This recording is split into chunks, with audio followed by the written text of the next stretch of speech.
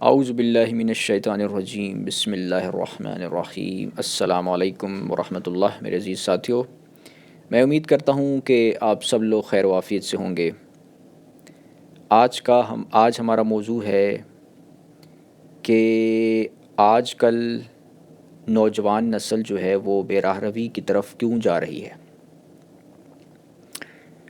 اس کی سب سے بڑی وجہ یہ ہے کہ آج کے زمانے میں شیطان گھر گھر میں گھس آیا ہے۔ انٹرنیٹ کے ذریعے، سوشل میڈیا کے ذریعے، یوٹیوب کے ذریعے، تو گناہ کے جو راستے ہیں وہ آسان ہو گئے ہیں، گناہ کرنے کے امکانات جو ہیں وہ آسان ہو گئے ہیں، تو جس کی وجہ سے جو نوجوان نسل ہے ان کی تعلیم و تربیت بھی کچھ ایسی خاص نہیں ہے۔ ان کی جو تعلیم و تربیت ہے نوجوان نسل کی، وہ بھی ایسی کچھ خاص اعلیٰ نہیں ہوتی کہ وہ جو ہیں وہ شیطان کے چنگل سے بچ سکیں، شیطان کے وار سے بچ سکیں، کیونکہ سوشل میڈیا، انٹرنیٹ عام ہو چکا ہے۔ بچے کے ہاتھ میں موبائل فون ہوتا ہے، ہر گھر میں انٹرنیٹ ہوتا ہے، انٹرنیٹ کے بغیر کسی کا گزارا بھی نہیں ہوتا۔ تو قرآن شریف میں بہت ساری آیات ہیں، میں نے اپنی ایک ویڈیو میں ان آیات کا ذکر بھی کیا تھا۔ آپ نے اگر وہ ویڈیو نہیں دیکھی تو آپ دیکھ سکتے ہیں کہ جس میں اللہ تعالیٰ نے قرآن شریف میں یہ بیان فرمایا ہوا ہے کہ دنیا میں اکثریت لوگوں کی گمراہ ہوتی ہے۔ تو یہ آج کے زمانے میں یہ بات ثابت ہو چکی ہے کہ جو خراب قسم کے یوٹیوبرز ہوتے ہیں، جو غلط قسم کی باتیں پھیلانے والے ہوتے ہیں، لوگ ان کو زیادہ سنتے ہیں، دیکھتے ہیں۔ تو ایک تو یہ وجہ ہے۔ دوسری وجہ نوجوان نسل کی بے راہ روی ہونے کی یہ ہے کہ والدین کی طرف سے اچھی تربیت نہیں ہوتی۔ والدین کی طرف سے اگر اچھی اخلاقی اور دینی تربیت کی جائے تو وہ گمراہی سے بچ سکتے ہیں۔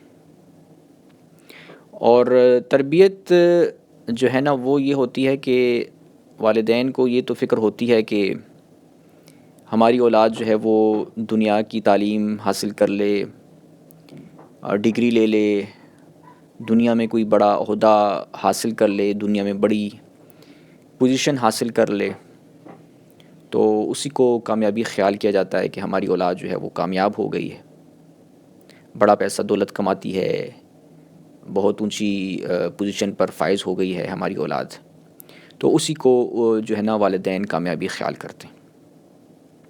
حالانکہ یہ کامیابی نہیں ہے، یہ تو ہر انسان کی فطرتی ضرورت ہے کہ وہ اپنا پیٹ پالنے کے لیے، اپنے گھر والوں کا پیٹ پالنے کے لیے محنت مزدوری کرتا ہے، کماتا ہے، جاب کرتا ہے، تجارت کرتا ہے، دولت کماتا ہے۔ تو صرف مسلمان ہی نہیں کرتا بلکہ ہندو بھی کرتا ہے، عیسائی بھی کرتا ہے، دہریہ جو اللہ کو نہیں مانتا وہ بھی نوکری کرتا ہے، جاب کرتا ہے، مشرک بھی جاب کرتا ہے، گناہ گار کافر بھی جاب کرتا ہے، سب کو پتہ ہے۔ جانور تک اپنے رزق کی تلاش میں نکلتے ہیں اور روزی روٹی حاصل کرتے ہیں۔ تو یہ کوئی کامیابی نہیں ہے۔ یہ اگر کامیابی ہوتی تو اس حساب سے تو پھر مشرک بھی کامیاب ہیں، کافر لوگ بھی کامیاب ہیں، دہریے بھی کامیاب ہیں، اور عیسائی یہودی بھی کامیاب ہیں۔ ان کو آپ دیکھ لیں دنیا میں کس قدر مشہور ہیں، ترقی یافتہ ہیں، مالدار ہیں، دولت مند ہیں، سائنس کے میدان میں سب سے آگے ہیں۔ بڑے بڑے سائنسدان جو ہیں، موجد لوگ جو ہیں، وہ یہود و نصارہ میں پیدا ہوئے، دہریوں میں پیدا ہوئے۔ تو اگر کامیابی اس چیز کا نام ہے تو پھر تو وہ کامیاب ہے۔ مگر اللہ تعالیٰ قرآن شریف میں فرماتا ہے کہ وہ جہنم میں جائیں گے۔ جنہوں نے اللہ تعالیٰ کی آیات کا انکار کیا، قرآن شریف کا انکار کیا، وہ جہنم میں جائے گا۔ جس نے اسلام کی، قرآن کی تعلیمات پر عمل نہیں کیا وہ جہنم میں جائے گا۔ تو قرآن شریف نے جو انسان کی زندگی کا اور پیدائش کا جو مقصد ٹھہرایا ہوا ہے وہ مقصد ہے اللہ تعالیٰ کی عبادت. وما خلقت الجن والانس الا لیعبدون، کہ میں نے جن و انس کو پیدا نہیں فرمایا مگر اپنی عبادت کے لیے. اور عبادت کا مطلب ہوتا ہے غلامی اختیار کرنا.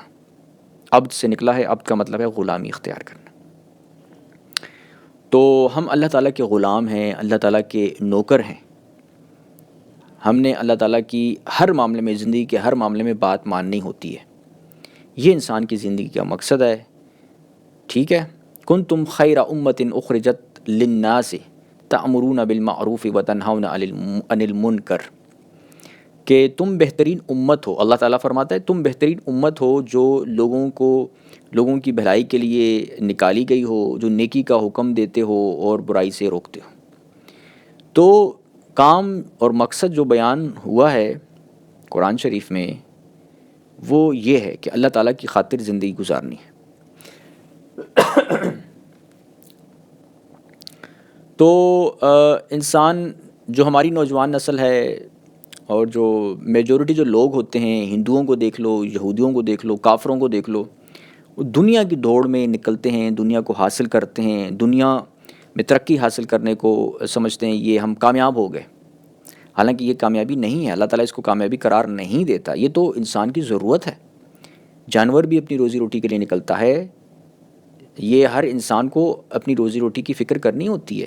یہ کوئی کام نہیں ہے، یہ انسان کی ضرورت ہے. جیسے انسان جو ہے وہ رات کو سوتا ہے، آرام کرتا ہے، تو یہ ضرورت ہے اس کی. یہ کوئی مقصد نہیں ہے، یہ کوئی کام نہیں ہے کہ انسان کہے کہ بھئی میں تو دنیا میں اس لیے آیا ہوں کہ میں سوتا رہوں، میں آرام کرنے کے لیے آیا ہوں. یہ کوئی کام نہیں ہے. یا کوئی کہے کہ بھئی میں باتھ روم اٹینڈ کرنے کے لیے آیا ہوں، میں دنیا میں اس لیے آیا ہوں کہ میں باتھ روم جاتا رہوں اور آتا رہوں، جاتا رہوں اور آتا رہوں. یہ کوئی کام نہیں ہے. یہ انسان کی نیڈ ہے، فطری ضرورت ہے. تو اسی طرح روزی روٹی کمانا، کھانا پینا، اپنے آپ کو زندہ رکھنا، اپنے اہل و عیال کو زندہ رکھنا، یہ فطرتی نیڈ ہے، یہ ضرورت ہے، یہ مقصد نہیں ہے زندگی کا. اللہ تعالیٰ نے انسان کی زندگی کا جو مقصد ٹھہرایا ہے وہ ہے اپنی عبادت. اور عبادت کے بارے میں جیسے کہ میں نے بتایا ہے کہ عبادت صرف نماز، روزہ، زکوٰۃ، حج کا ہی نام نہیں ہے، بلکہ عبادت نام ہے اللہ کی غلامی اختیار کرنا. تو لہٰذا یہ ہے کہ انسان کی زندگی کا مقصد یہ ہے کہ ہم نے جو ہے نا اللہ تعالیٰ کے احکامات کی اطاعت کرنی ہے، فرمانبرداری اختیار کرنی ہے. تو اسی میں کامیابی ہے، کامیابی اسی میں ہے. ٹھیک ہے. تو باقی رہی میں نے آپ جیسے کہ آپ کو پہلے بتایا کہ لوگوں نے اپنی زندگی کے مقاصد جو ہے نا وہ غلط طریقے سے ٹھہرا دیے. جو چیزیں انسان کی ضرورتیں تھیں اس کو مقاصد ٹھہرا دیے. ٹھیک ہے. کھانا پینا، روزی روٹی کمانا یہ انسان کی ضرورت ہے، ہر انسان کرتا ہے. کافر، مشرک، دیریا سب کرتے ہیں. مگر جو انسان ہے اس نے کہا کہ بھئی یہ میری زندگی کا مقصد ہے، بس میں نے یہی کام کرنا ہے ساری زندگی، صبح سے رات تک بس پیسے ہی کمانا ہے اور بس کماتے ہی رہنا ہے، بس اور کوئی کام نہیں کرنا. ٹھیک ہے. جس کی وجہ سے وہ گمراہ ہو جاتا ہے، اس کی اولادیں گمراہ ہو جاتی ہیں، کیونکہ نہ وہ اپنی فکر کرتا ہے، نہ وہ اپنے اولادوں کی اصلاح و ارشاد کی فکر کرتا ہے، ان کی اچھی نیک تربیت کرتا ہے. تو دین کے لیے ٹائم نکالنا ہے. ٹھیک ہے. آپ محنت مزدوری کریں، دنیا کمائیں، پیسہ کمائیں، یہ آپ کی نیڈ ہے، ہر ایک کی نیڈ ہے، ہر انسان کرتا ہے. لیکن اس کی وجہ سے جو ہے نا وہ دین کا کام رہ نہ جائے، دین کا کام رہنا نہیں چاہیے. اب جیسا کہ ایک آیت ہے قرآن شریف کی جو میں آپ کے سامنے بھی بیان کرتا ہوں، تو یہ سورۃ المنافقون آیت نمبر 9 ہے، جس میں اللہ تعالیٰ ارشاد فرماتا ہے یا ایھا الذین آمنوا لا تلھکم اموالکم ولا اولادکم عن ذکر اللہ ومن یفعل ذلک فاولئک ھم الخاسرون. کہ اے ایمان والو، تمہارے مال اور تمہاری اولاد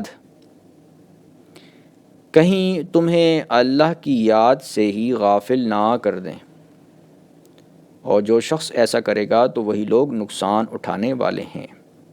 فاولئک ھم الخاسرون، یعنی خسارے والے ہیں. خسارے سے کیا مراد ہے؟ یعنی مرنے کے بعد انہیں نقصان پہنچے گا، وہ جہنم میں ڈالے جائیں گے. تو کیا فرمایا کہ اے وہ لوگوں جو ایمان لائے ہو، مومنوں کو حکم ہے کہ تمہارے مال اور تمہاری اولاد کہیں تمہیں اللہ کے ذکر سے غافل نہ کر دیں۔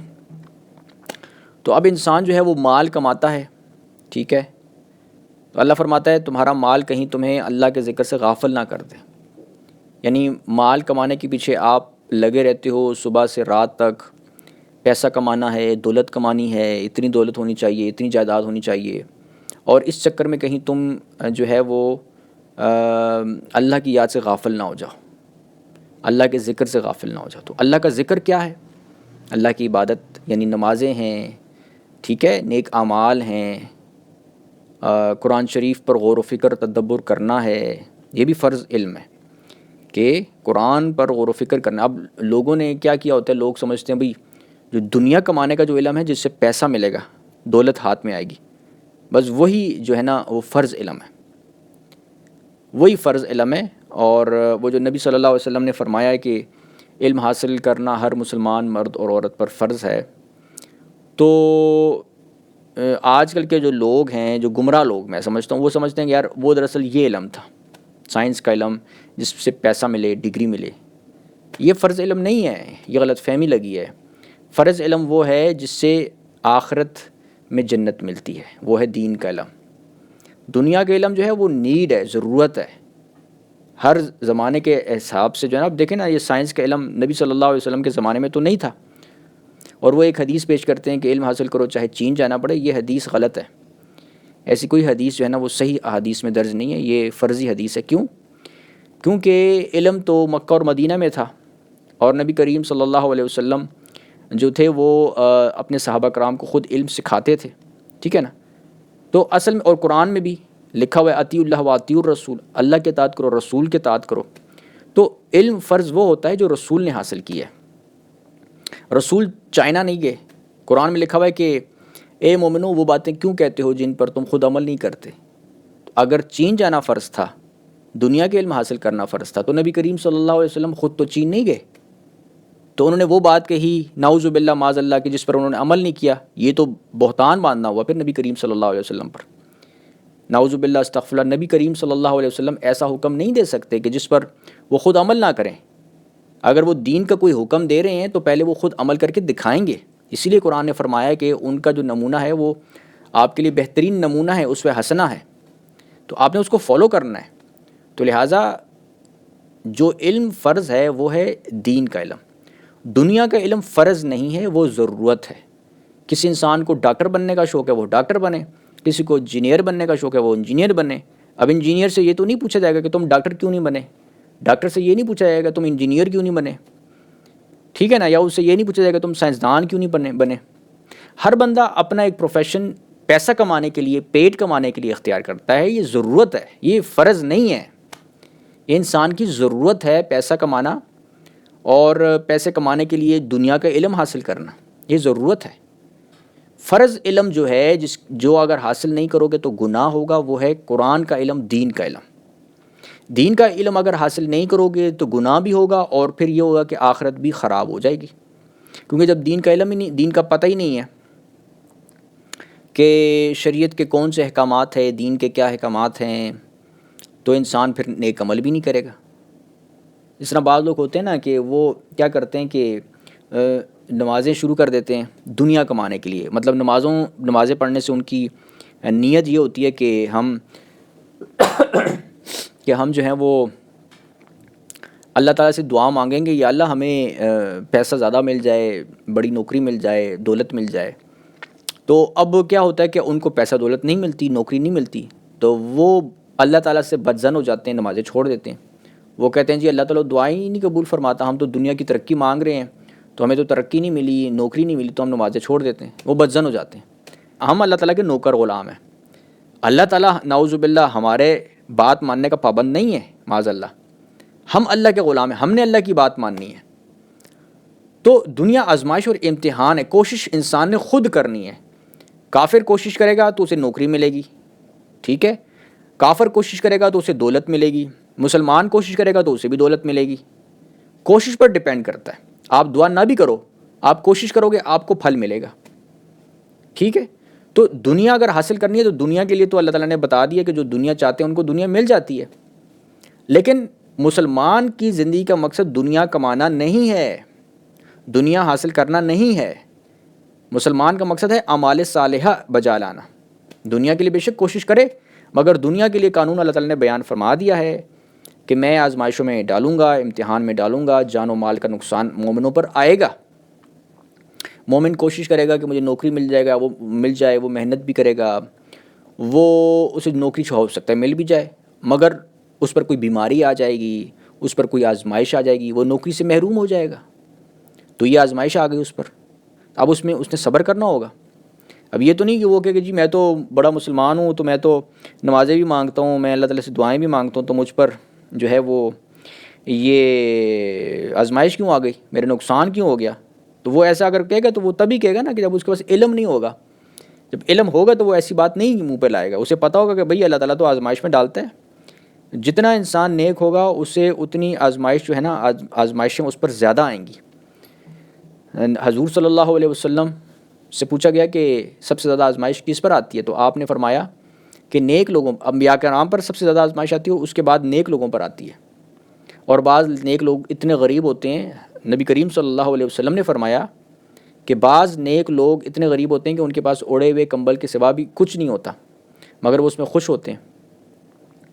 تو مسلمان جو ہے نا، وہ اگر اس لیے نمازیں پڑھے گا کہ بھئی مجھے دولت مل جائے، میری دعائیں قبول ہو جائیں، دنیا مل جائے، وہ پھر مسلمان نہیں رہا، وہ پھر کافروں والی اس کی سوچ ہے۔ کافروں کی سوچ یہ ہوتی ہے کہ دنیا مل جائے۔ مسلمان جو ہے نا وہ دعائیں بے شک مانگے، اللہ تعالیٰ سے رزق مانگے، سب کچھ مانگے، مگر اللہ کی رضا پر راضی بھی رہے۔ اللہ تعالیٰ اگر اس کو آزمائش میں ڈالتا ہے، غریب رکھتا ہے، ٹھیک ہے نا، تو وہ پھر اس میں شکوہ نہ کرے۔ وبشر الصابرین، صبر کرے، صبر کرنے والوں کے لیے خوشخبری ہے، یعنی ان کے لیے جنت ہے۔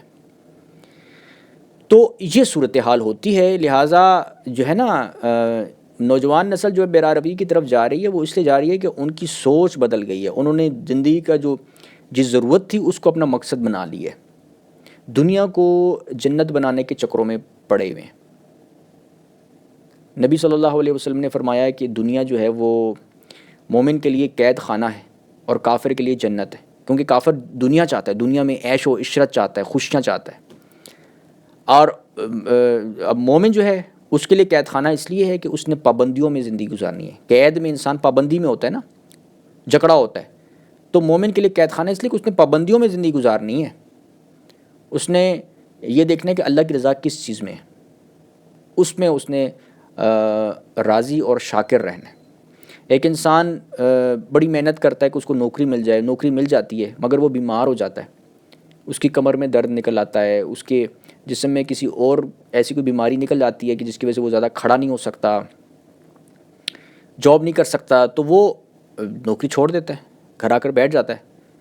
تو اب اسے کیا چاہیے؟ اسے چاہیے وہ اللہ کا شکر کرے کہ جو کچھ ہوا ہے اللہ کی طرف سے ہوا ہے، کیونکہ بیماریاں تو اللہ کی طرف سے آتی ہیں، ٹھیک ہے نا، بیماریاں اللہ کی طرف سے آتی ہیں، تو لہٰذا اسی پر انسان شکر کرے، صبر کرے، اللہ سے شکوہ نہ کرے، غریبی کی حالت میں زندگی بے شک گزار دے، اگر اللہ تعالیٰ راضی ہے اس سے تو بس اسی پر وہ خوش رہے اور صبر کرے، کیونکہ دنیا میں اللہ تعالیٰ مومنوں کو آزمائشیں اور امتحانات میں ڈالتا رہتا ہے، اور جو کافر لوگ ہیں وہ انہیں زیادہ آزمائشیں زیادہ نہیں آتی، کیونکہ وہ دنیا چاہتے ہیں، تو ان کے لیے دنیا کی زندگی جو ہے نا کھلی چھوڑ دی گئی ہے کہ وہ حاصل کریں۔ تو آپ دیکھ لیں دنیا میں زیادہ کامیاب کون لوگ ہیں؟ کافر لوگ ہیں۔ تو آج کی ویڈیو کا جو موضوع ہے وہ یہ ہے کہ نوجوان نسل جو ہے وہ بے راہ روی کی طرف کیوں جا رہی ہے؟ وہ اس لیے جا رہی ہے کہ انہیں ان کی صحیح تعلیم و تربیت نہیں کی جاتی، ان کی سوچ جس طرح کافروں کی ہوتی ہے، ہندوؤں کی ہوتی ہے، وہی سوچ ان کی ہوتی ہے۔ جس طرح کافر اور ہندو زندگی گزارتا ہے دنیا میں، عیش و عشرت، دنیا کی کامیابی، مال دولت، وہی فوکس کیا ہوتا ہے، وہی ٹارگٹ بنایا ہوتا ہے، تو یہ حساب کتاب ہے۔ تو اس لیے ضرورت اس بات کی ہے کہ نوجوان نسل جو ہے وہ قرآن کو پڑھے۔ قرآن کو ہم پڑھتے نہیں ہیں۔ دنیا کی تعلیم کے لیے جو انسان جو ہے نا وہ صبح سے رات تک ڈگری حاصل کرنے کے لیے اور اعلیٰ تعلیم حاصل کرنے کے لیے صبح سے رات تک پڑھتا رہتا ہے، کئی سال تک تعلیم حاصل کرتا رہتا ہے، غور و فکر کرتا ہے، اپنی یونیورسٹی کی بکس پر تدبر کرتا ہے، لیکن قرآن ایک مرتبہ بھی وہ ترجمے کے ساتھ تو سمجھ کر نہیں پڑھتا۔ تو جب یہ صورتحال ہوگی تو پھر انسان نے گمراہ ہو نہیں ہونا ہے۔ قرآن اللہ تعالیٰ کا کلام ہے، انسان کو زندگی میں سب سے زیادہ کتاب جو پڑھنی چاہیے وہ قرآن پڑھنی چاہیے، سب سے زیادہ غور اور فکر اور تدبر جس کتاب پر کرنا چاہیے وہ قرآن پر کرنا چاہیے۔ لیکن انسان قرآن پر تدبر نہیں کرتا، دوسری اپنی کورس کی کتابوں پہ کرتا ہے، کیوں؟ کیونکہ اس میں ڈگری ملے گی، پھر نوکری ملے گی، پھر دولت ملے گی، پھر عیاشی ملے گی، عیش و عشرت ملے گی، دنیا میں کامیابی ملے گی، اس پر انسان ٹائم نکالتا ہے، مگر اللہ کی کتاب پڑھنے کے لیے ٹائم نہیں نکالتا۔ تو جب ایسا ہوگا تو پھر ظاہر ہے نوجوان نسل بے راروی کی طرف جائے گی، گمراہ ہو جائے گی۔ ضرورت اس بات کی ہے کہ والدین جو ہیں وہ اپنی اولاد کی ایسی تربیت کریں کہ انہیں دینی بنائیں، خود بھی دینی تعلیم حاصل کریں، کیونکہ جو والدین دینی ہوں گے تو وہ اپنی اولاد کو دینی بنائیں گے، جو دنیاوی سوچ والے ہوں گے تو پھر وہ دنیاوی سوچ کی طرف لے جائیں گے اپنی اولاد کو۔ یہ مسئلہ ہے۔